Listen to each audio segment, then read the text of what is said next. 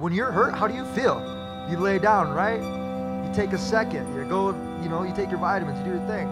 When I'm hurt, I love it. I love that feeling because it's real. That's the most realest feeling that you could ever have, is being in pain, because everything else, happiness could be fake, crying could be fake, but pain, shit, that's real. When I was hitting him with some of those shots, especially the one when I came through and he was throwing an uppercut, I couldn't believe he didn't go to sleep with that.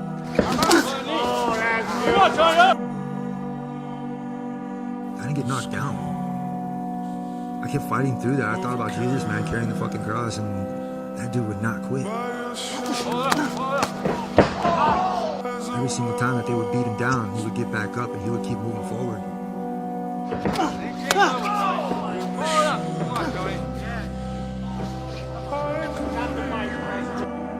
He's tough.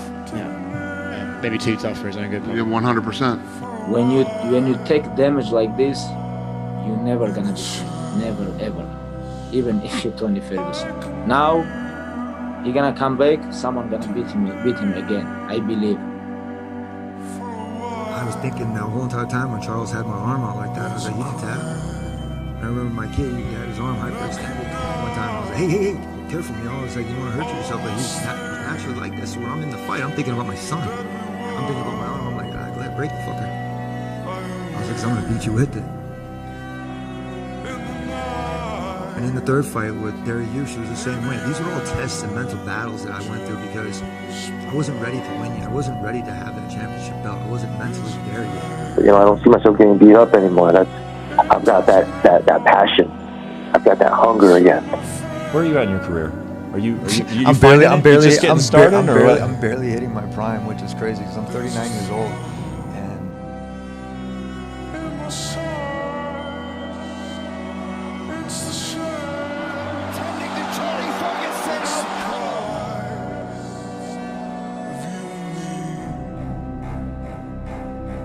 Michael Chandler, ladies and gentlemen. Moving on now. I think we have never seen before. No one has ever knocked out Tony Ferguson. Time gets us all, Unfortunately, it's definitely hit Tony. In his prime, that motherfucker was terrifying.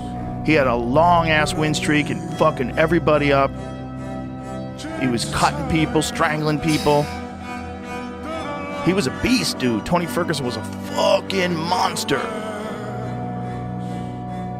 The body just can't do what the mind wants it to do anymore. It's a rough sport. It is a rough sport.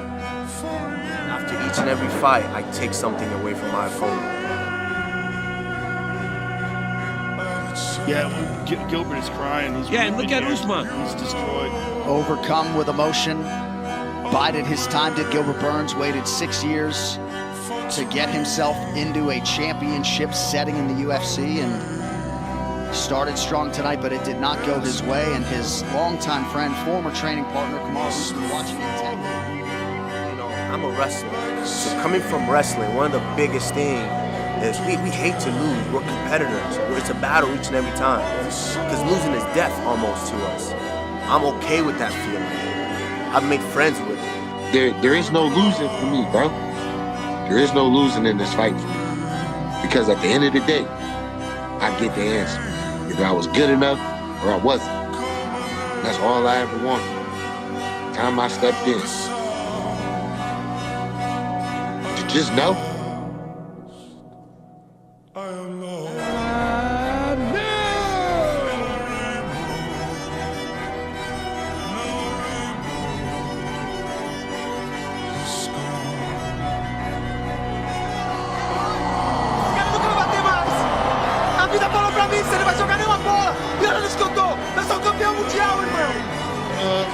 Came from to get to this, it's not real.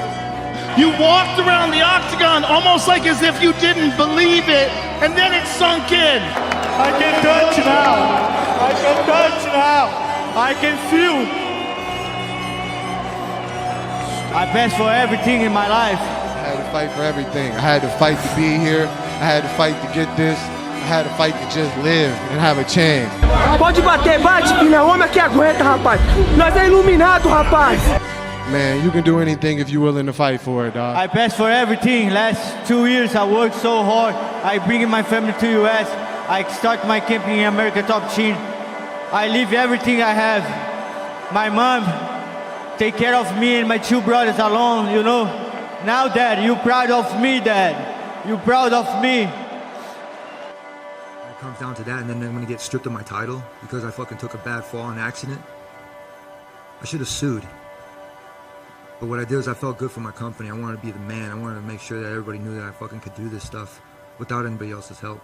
Keep coming here and smiling and being used to be on a poster and to have that high value. When I saw that UFC didn't think my value was that high, I was just like, you know what, why am I doing all of this? It's not going to do anything for me.